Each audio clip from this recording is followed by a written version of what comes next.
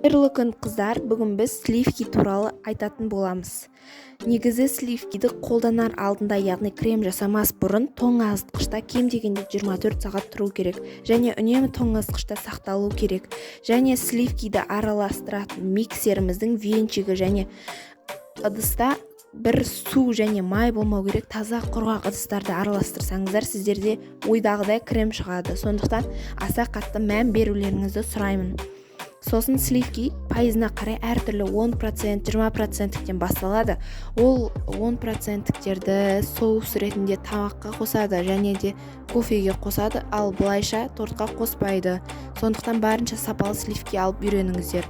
33-35% сливки алыңыздар. Сливкидің ішінде натуральный және растительный болып бөлінеді. Растительный сливки вип-пак, крем-беллария сияқтылар және шантипак, ал натуральныйлар олар президент, чудское озеро, свежее завтра сияқты. Мен өзім сол натуральный сливкилерді қолданамын, сондықтан тортым керемет болып шығады.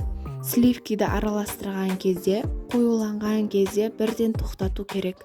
Егер де сіз одан да қоюлансын, көбейсін деп араластыра беретін болсаңыздар, сливкилеріңіздің майы мен су бөлініп іріп кетуі мүмкін.